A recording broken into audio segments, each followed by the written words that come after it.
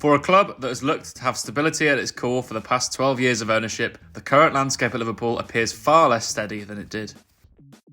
A little over a fortnight on from Fenway Sports Group revealing they were open to offers of both investment and a full-scale takeover, there has been continued change, with FSG's points man at Anfield, Mike Gordon, stepping back from his day-to-day involvement. He has handed over his responsibilities to Reds CEO Billy Hogan while he focuses on leading the search for investment or bids for a full sale. On Thursday, further unexpected change arrived. It was announced that sporting director Julian would be ending his 10 years with the club at the end of this season, just 6 months on from assuming the role after the departure of Michael Edwards. Also leaving the club is Dr. Ian Graham. Liverpool's Director of Research will also depart at the end of the season, having been a key piece of FSG's puzzle from early in their reign in getting their data analytics strategy off the ground. The Reds were said to be surprised and disappointed at Ward's decision. His departure arrives at a time of growing uncertainty at Anfield, with significant investment required in an ageing first-team squad that has shown deficiencies this season. With Champions League football next season by no means cut and dried, there is a need to add real quality if Liverpool are to avoid falling too far behind the likes of Manchester City, and at a time when Manchester United are resurgent and Newcastle United are both performing on the pitch and able to call on mammoth financial backing off it.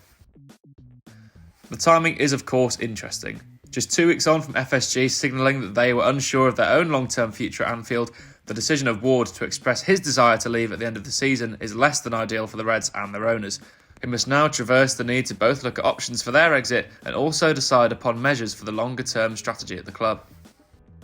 Strategy is understood to remain core to the pursuit of success inside Liverpool, with manager Jurgen Klopp likely to play a significant role in what happens next. But with the next 2 transfer windows requiring FSG to break from their tried and tested model and shell out some serious cash to address their squad issues and afford the Reds the best chance of continuing to challenge for honours across the board, something that their extraordinary revenue growth over the past 5 years has been predicated upon. Names such as Jude Bellingham and Declan Rice have been linked, with the former likely to cost well in excess of £130 million. There is a requirement for FSG to spend, and with no obvious saleable assets for them to help shoulder some of the financial burden, a decision not to make significant moves in a couple of windows over the last 2 years will bring with a significant cost.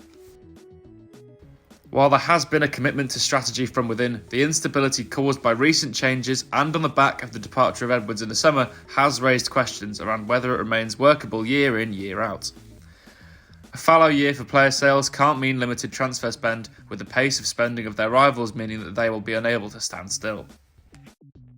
There has been the suggestion that with the data-driven approach, something that FSG chief John Henry was a major champion of with the Boston Red Sox and then at Liverpool, is not providing the edge that it did, and that further change could be on the horizon, something that would chime with the owner's decision to explore the potential sale of the club, or at least for them looking for an equity share.